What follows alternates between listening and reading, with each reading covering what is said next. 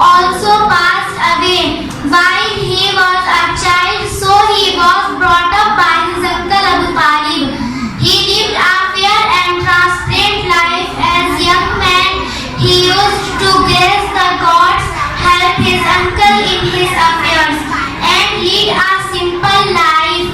Later, he started undertaking caravans to Syria.